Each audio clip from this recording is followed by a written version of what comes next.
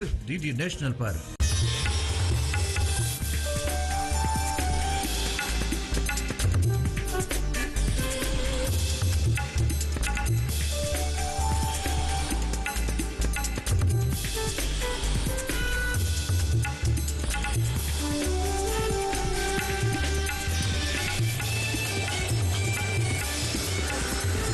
DD किसान, बदलते भारत की शान।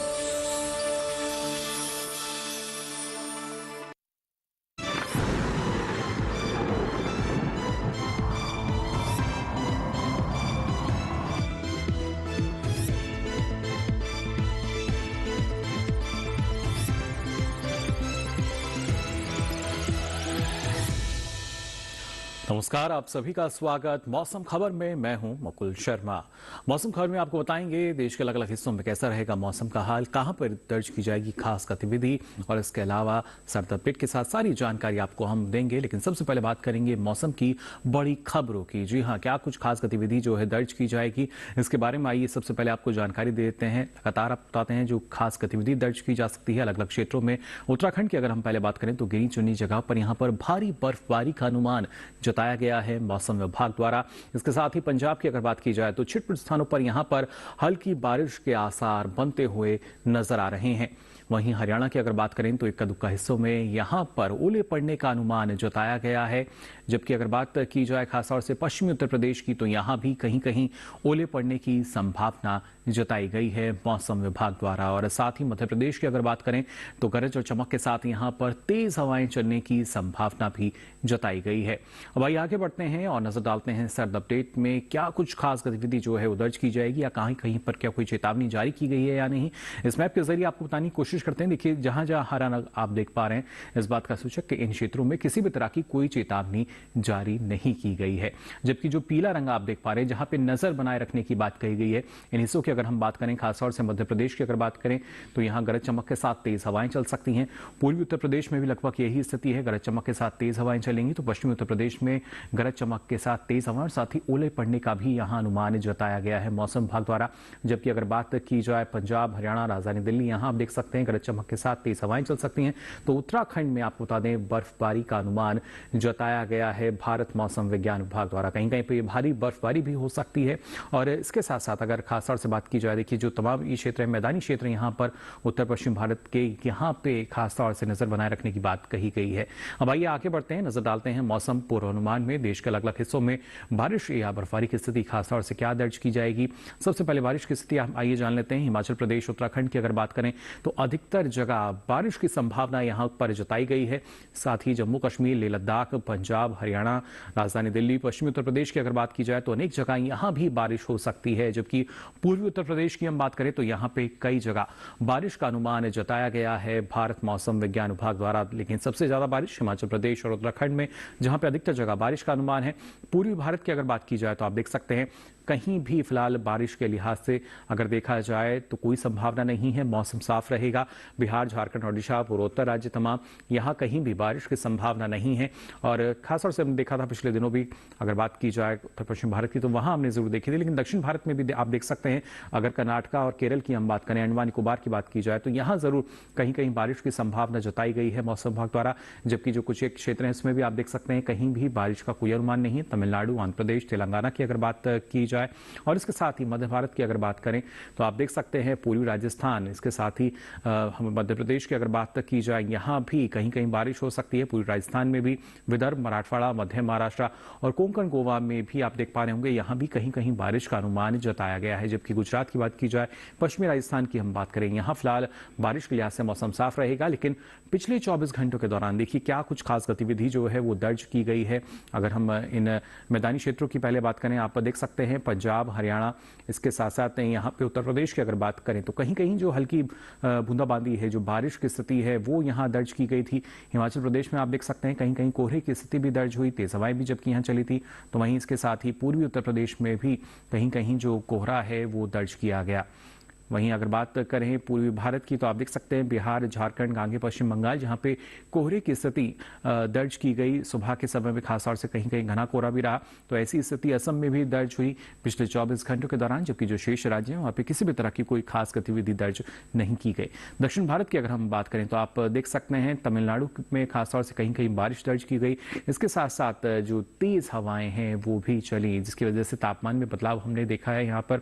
और खासतौर से कई क्षेत्र कैसे रहे जहां पर हल्के कोहरे की जो स्थिति है वो भी बनते हुए नजर आई पिछले 24 घंटों के दौरान। वहीं मध्य भारत की अगर हम बात करें तो आप देख सकते हैं खासतौर से मध्य प्रदेश में यहाँ पे कहीं कहीं जो घना कोहरा है वो सुबह के समय में दर्ज किया गया था। पश्चिमी मध्य प्रदेश की बात की जाए या पूर्वी मध्य प्रदेश की बात की जाए, लेकिन इसके अलावा कोई भी और जो शेष राज्य हैं मध्य भारत के, वहां पे कोई भी खास गतिविधि दर्ज नहीं की गई। तो जाना आपने पिछले 24 घंटों के दौरान क्या स्थिति रही है, साथ ही आने वाले दिनों में क्या कुछ खास रहेगा मौसम में। फिलहाल मौसम खबर में हम यहाँ रुक रहे हैं एक छोटे से ब्रेक के लिए। ब्रेक से लौटेंगे तो आपको बताएंगे और क्या कुछ खास रह सकता है मौसम में। आप बने रहिए दूरदर्शन किसान पर।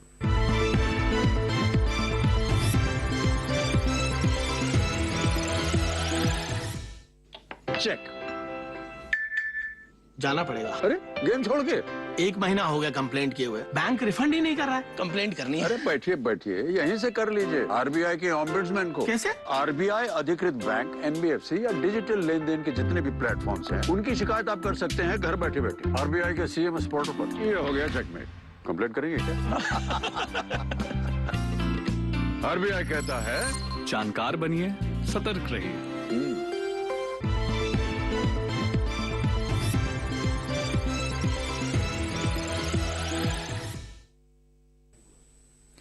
ब्रेक के बाद आप सभी का एक बार फिर स्वागत मौसम खबर में। अब आइए बुलेटिन में आगे बढ़ते हैं और जिस तरीके से फिलहाल परिस्थितियां बनती हुई नजर आ रही हैं देश के अलग अलग हिस्सों में, ऐसे में तापमान में किस तरह का बदलाव आया, यानी तापमान का हाल आइए हम जान लेते हैं।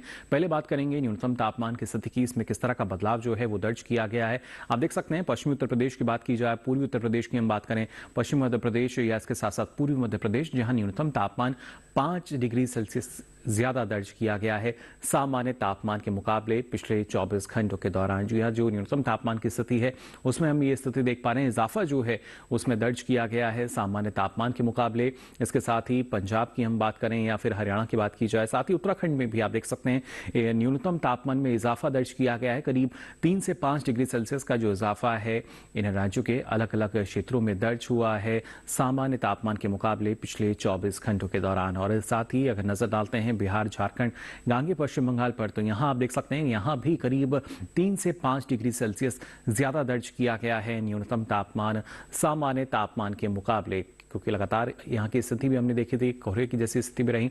उसके बाद एक इजाफा जो है वो फिलहाल यहाँ देखने को मिल रहा है।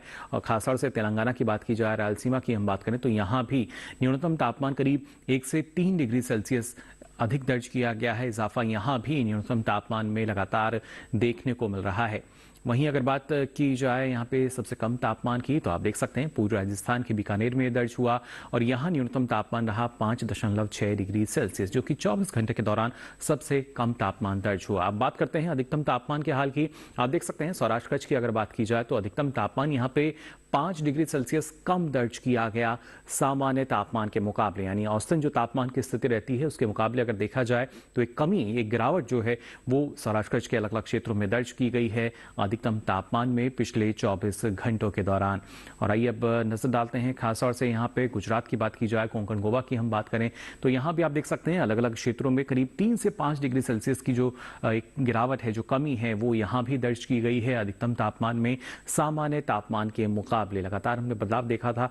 और इसके साथ ही अगर बात की जाए खासतौर से भीतरी उत्तरी कर्नाटका की हम बात करें तो यहाँ भी अधिकतम तापमान में एक कमी दर्ज की गई है। करीब 1 से 3 डिग्री सेल्सियस की जो गिरावट है वो अधिकतम तापमान में यहाँ दर्ज हुई पिछले 24 घंटों के दौरान सामान्य तापमान के मुकाबले, यानी औसतन तापमान के मुकाबले एक जो अलग स्थिति फिलहाल यहाँ बनती हुई नजर आ रही है। ओडिशा की अगर हम खासतौर से बात करें या फिर असम, मेघालय की बात की जाए तो आपको बता दें यहाँ पे करीब 3 से 5 डिग्री सेल्सियस का इजाफा अधिकतम तापमान में दर्ज दर्ज किया गया है, यानी यहाँ पे ज्यादा रहे हैं तापमान 3 से 5 डिग्री सेल्सियस। फिलहाल जिस तरह की परिस्थितियां यहाँ पे बनी हुई हैं उसके अनुसार अगर बात की जाए, और साथ ही अगर हम बात करते हैं तटीय आंध्र प्रदेश की, तमिलनाडु की, तो यहाँ भी आप देख सकते हैं जो अधिकतम तापमान है करीब 1 से 3 डिग्री सेल्सियस अधिक दर्ज किया गया है, ज्यादा दर्ज किए गए हैं यहाँ पे अधिकतम तापमान जो है इन राज्यों के अलग अलग क्षेत्रों में, अलग अलग हिस्सों में। और इस तरह की ही एक उम्मीद जताई गई थी मौसम विभाग द्वारा भी, लेकिन पिछले 24 घंटों के दौरान क्या स्थिति दर्ज की गई है तापमान में उसकी जानकारी आपको हम दे रहे हैं।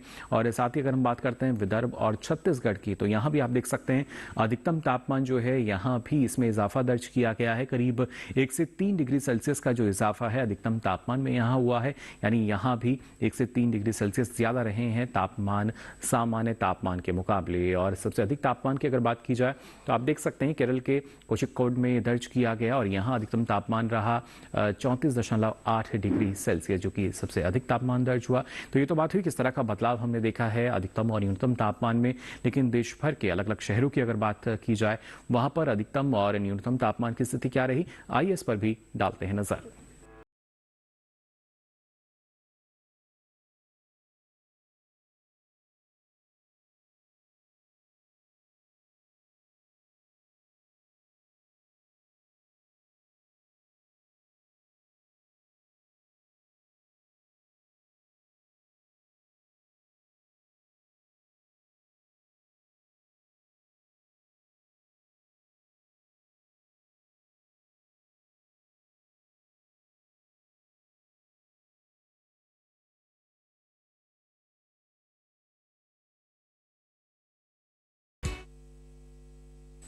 और इसी के साथ ही मौसम खबर में यहाँ वक्त हो चला एक और छोटे से ब्रेक का। ब्रेक से लौटेंगे तो आपको बताएंगे और क्या कुछ खास रहेगा मौसम में।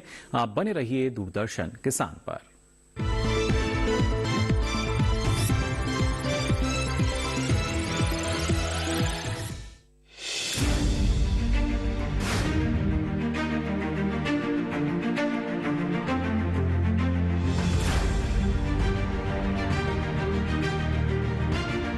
फसलों के भाव से लेकर उनकी आवक तक,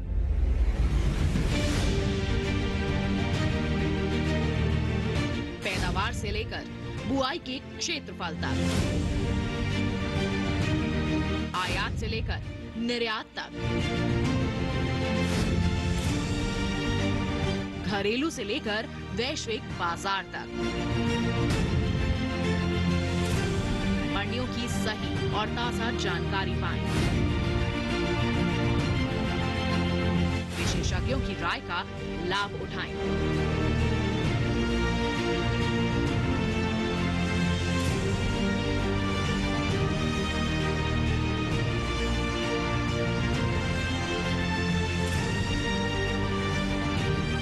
देखिए मंडी खबर सोमवार से शनिवार शाम 5 बजे सिर्फ दूरदर्शन किसान पर।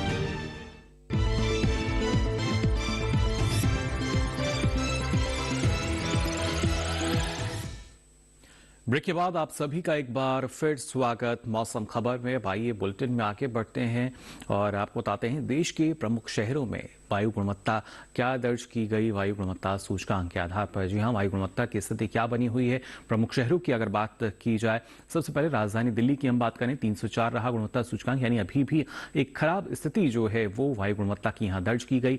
पटना की अगर बात करें तो 340 रहा गुणवत्ता सूचकांक, यानी यहाँ भी एक खराब श्रेणी जो है फिलहाल लगातार देखी जा रही है। बेंगलुरु की हालांकि बात की जाए तो 66 रहा गुणवत्ता सूचकांक और यहाँ श्रेणी दर्ज की गई अच्छी, यानी अच्छी गुणवत्ता जो है वो यहाँ दर्ज की गई है। पुणे में आप देख सकते हैं 160 रहा गुणवत्ता सूचकांक और यहाँ संतोषजनक स्थिति वायु गुणवत्ता की दर्ज की गई। हैदराबाद की अगर बात की जाए तो 75 दर्ज किया गया गुणवत्ता सूचकांक और यहाँ भी एक अच्छी स्थिति हम देख सकते हैं वायु गुणवत्ता की। कोलकाता की अगर बात की जाए तो 258 रहा गुणवत्ता सूचकांक, यानी थोड़ी खराब श्रेणी के अंतर्गत यहाँ भी वायु गुणवत्ता बनी हुई है। मुंबई की अगर बात की जाए तो 173 रहा गुणवत्ता सूचकांक और यहाँ भी एक संतोषजनक स्थिति हम देख सकते हैं वायु गुणवत्ता की। अहमदाबाद की अगर बात की जाए तो 167 रहा गुणवत्ता सूचकांक और यहाँ भी एक संतोषजनक स्थिति फिलहाल दर्ज की गई है। भाई आगे बढ़ते हैं, नजर डालते हैं पर्यटन पूर्वानुमान में देश के प्रमुख पर्यटन स्थलों पर अगले 4 दिन कैसा मौसम रहेगा। सबसे पहले बात लद्दाख के लेह की अगर हम करें तो आप देख सकते हैं बुधवार गुरुवार बर्फबारी का अनुमान यहां पे जताया गया है मौसम विभाग द्वारा, तो 2 दिन थोड़ा सा सतर्क और सचेत रहें आप। जबकि शुक्रवार शनिवार की अगर बात की जाए तो कुछ एक जगह जो बादल हैं वो जरूर छाए हुए रह सकते हैं। ऐसे में अगर तापमान की बात करें तो अधिकतम तापमान आप देख सकते हैं 0 से -2 डिग्री, तो वहीं न्यूनतम तापमान -13 से -15 डिग्री तक पहुंच सकता है अगले 4 दिनों के दौरान। हिमाचल प्रदेश के मनाली की अगर बात की जाए तो देखिए बुधवार से लेकर शनिवार तक लगातार बर्फबारी का अनुमान यहां पे जताया गया है मौसम विभाग द्वारा, और ऐसे में जो अधिकतम तापमान है करीब 4 डिग्री सेल्सियस, तो वहीं न्यूनतम तापमान -4 डिग्री सेल्सियस तक दर्ज किया जाएगा अगले 4 दिनों के लिए। और बुधवार से लेकर शनिवार तक का जो पर्यटक हैं वो काफी पहुंचते हैं, लेकिन जिस तरीके से बर्फबारी का अनुमान जताया गया तो ऐसे में थोड़ा सावधान रहने की भी आवश्यकता। पंजाब के अमृतसर की अगर हम बात करें तो देखिए बुधवार में बारिश का अनुमान यहां के लिए जताया गया है मौसम विभाग द्वारा, जबकि गुरुवार शुक्रवार की हम बात करें तो अगले 2 दिन मौसम साफ बना रहेगा, जबकि शनिवार में कुछ एक जगह जो बादल हैं वो जरूर छाए हुए रह सकते हैं। ऐसे में अधिकतम तापमान जो है करीब 17 से 19 डिग्री सेल्सियस रहेगा, जबकि न्यूनतम तापमान जो है आप देख सकते हैं कि ये करीब 6 से 9 डिग्री सेल्सियस दर्ज किया जाएगा। अब आइए आगे बढ़ते हैं, बिहार के गया की अगर हम बात करें तो गया में आप देख पा रहे होंगे बुधवार से लेकर शनिवार तक एक जैसी स्थिति है, जो कोहरा है वो यहां लगातार छाया रहेगा। अगले 4 दिन भी यहां पे घने कोहरे का जो अनुमान है वो जताया गया। सुबह के समय घना हो सकता है अलग अलग हिस्सों में, और ऐसे में अधिकतम तापमान आप देख सकते हैं करीब 30 से 32 डिग्री सेल्सियस और न्यूनतम तापमान करीब 12 से 14 डिग्री सेल्सियस। तो तापमान में कोई खास बदलाव नहीं है, लेकिन सुबह के समय कोहरे की स्थिति यहां जरूर मिलेगी। मणिपुर के इम्फाल की अगर हम बात करें तो देखिए बुधवार से लेकर शनिवार तक यहां मौसम जो है वो बिल्कुल साफ नजर आ रहा है, कोई भी खास गतिविधि इसमें दर्ज नहीं की जाएगी, लेकिन अधिकतम तापमान जो है वो करीब 24 से 25 डिग्री सेल्सियस रहेगा, तो वहीं न्यूनतम तापमान भी करीब 6 से 7 डिग्री सेल्सियस के आसपास बने रहेंगे अगले 4 दिनों के लिए। तो जो मौसम है पर्यटन के लिहाज से काफी बेहतर स्थिति, और उसके साथ साथ तापमान में भी कोई बड़ा बदलाव नजर नहीं आएगा। तेलंगाना के हैदराबाद की अगर हम बात करें तो आप देख सकते हैं हैदराबाद में यहाँ बुधवार गुरुवार शुक्रवार शनिवार चारों ही दिन जो कोहरा है वो छाया रह सकता है। सुबह के समय ये घना रह सकता है, उसके बाद धीरे धीरे हल्का जो कोहरा है वो जरूर होता हुआ नजर आएगा, और ऐसे में जो अधिकतम तापमान है करीब 29 से 30 डिग्री सेल्सियस रहेगा, जबकि न्यूनतम तापमान आप देख पा रहे होंगे करीब 17 से 18 डिग्री सेल्सियस बने रहने का अनुमान जताया गया है मौसम विभाग द्वारा। कर्नाटक के मैसूर की अगर हम बात करें तो आप देख सकते हैं बुधवार गुरुवार शुक्रवार शनिवार चारों ही दिन एक जैसी स्थिति यहां बनती हुई नजर आ रही है। कुछ एक जगह जो बादल हैं वो जरूर मैसूर में छाए हुए रह सकते हैं अगले 4 दिनों के लिए, और ऐसे में जो अधिकतम तापमान है करीब 28 से 30 डिग्री सेल्सियस रहेगा, तो वहीं न्यूनतम तापमान करीब 12 से 14 डिग्री सेल्सियस के आसपास बने रहने का अनुमान जताया गया है। तो काफी महत्वपूर्ण, जहां भी आप किसी शहर का रुख करते हैं वहां का मौसम कैसा रहेगा। महाराष्ट्र के मुंबई की अगर हम बात करें तो देखिए बुधवार में यहाँ पे कोहरे की जो स्थिति है हल्का कोहरा जो है जरूर छाया रह सकता है, जबकि गुरुवार शुक्रवार में कहीं कहीं जो बादल हैं वो छाए रहने का अनुमान है। तो शनिवार में हम देख पा रहे हैं कि मौसम पूरी तरीके से साफ नजर आ रहा है, और ऐसे में अगर अधिकतम तापमान पर नजर डालें तो करीब 27 से 29 डिग्री सेल्सियस के आसपास ये रहेगा, जबकि न्यूनतम तापमान करीब 15 से 17 डिग्री सेल्सियस के आसपास दर्ज किए जाएंगे। गुजरात के पोरबंदर की अगर बात की जाए तो आप देख सकते हैं पर्यटन के लिहाज से यहाँ भी बेहतर स्थिति फिलहाल हमें नजर आ रही है, क्योंकि बुधवार से लेकर शनिवार तक चारों ही दिन कोई भी खास गतिविधि मौसम में दर्ज नहीं की जाएगी। जो मौसम है पूरी तरीके से खुला रहेगा, और ऐसे में जो अधिकतम तापमान है करीब 26 से 29 डिग्री सेल्सियस रहेंगे, जबकि न्यूनतम तापमान जो है वो करीब 11 से 14 डिग्री सेल्सियस के आसपास बने रहने का अनुमान जताया गया है। तो जाना आपने किस तरीके से जो अलग अलग शहरों में जो मौसम है वो आपको मिल सकता है पर्यटन के लिहाज से। लेकिन जब हम बात करते हैं कृषि क्षेत्र की, वहां पर मौसम का जो असर हमें नजर आता है उसको देखते हुए अगर किसान मौसम को ध्यान में रखें वो कौन कौन से कृषि कार्य कर सकते हैं, फिलहाल आइए इसके लिए नजर डाल लेते हैं हमारी इस खास रिपोर्ट पर। हिमाचल प्रदेश के मध्यम ऊंचाई वाले इलाकों के किसान इस समय प्याज की रोपाई कर ले। इसके साथ ही यहाँ गेहूं में निराई करे, यहीं फूल गोभी को कीटों से बचाए। हिमाचल प्रदेश के उप पर्वतीय और निचले हिस्सों में आलू की रोपाई जारी रखे। इसके अलावा यहाँ सब्जियों के खेतों से खरपतवार बाहर निकालें। साथ ही सब्जियों के खेतों में नमी बनाए रखने के लिए उनमें मल्चिंग करें। यहीं इस समय चाय के पौधों के ऊपरी हिस्सों की छटाई करें। वहीं हिमाचल प्रदेश के ऊपरी इलाके के किसान इस समय प्याज और लहसुन में निराई गुड़ाई करें। यहाँ इस मौसम में फूल गोभी में कीटों का प्रकोप देखा जा सकता है, ऐसे में किसान इसकी निगरानी करते रहें। वहीं जम्मू कश्मीर के उपनम इलाकों में प्याज की रोपाई करते रहें। इसके साथ ही यहाँ इस समय मूली की खुदाई भी जारी रखें। यही इस मौसम में गेहूं में रोगों का प्रकोप बढ़ सकता है, किसान इनकी निगरानी करते रहें। जम्मू कश्मीर के कठुआ जिले के किसान इस समय आलू की खुदाई कर लें। जम्मू कश्मीर के मध्यवर्ती इलाकों में इस समय दलहनी फसलों में रोग लग सकते हैं। ऐसे में किसान इन पर नजर बनाए रखें और प्रकोप दिखने पर कृषि विशेषज्ञों की सलाह से जरूरी दवाओं का छिड़काव करें। उत्तराखंड की बात करें तो यहाँ के भाबर और तराई इलाके में इस समय लोबिया की बुआई करें। यही मटर की फली या तने में सफेद कपास जैसी संक्रमण में वृद्धि होने पर संक्रमित पौधों को नष्ट कर दें। उत्तराखंड के ऊपरी इलाकों में गेहूं को पाले से बचाने के लिए खेतों में नमी का विशेष ध्यान रखें। इसके साथ ही यहाँ आलू में खरपतवार नियंत्रण और नमी बनाए रखने के लिए पंक्तियों के बीच में मल्चिंग करें। उत्तराखंड के पिथौरागढ़ जिले के किसान इस समय मटर, काबुली चना और मसूर में निराई गुड़ाई करें।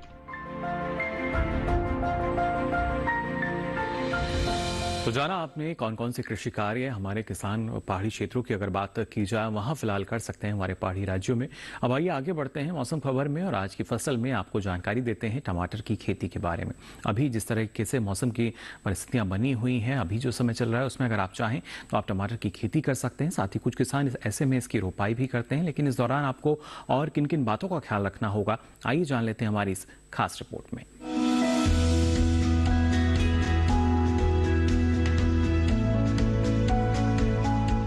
टमाटर के लिए जीवांश वाली बलुई दोमट और दोमट मिट्टी इसके लिए ज्यादा उपयुक्त होती है।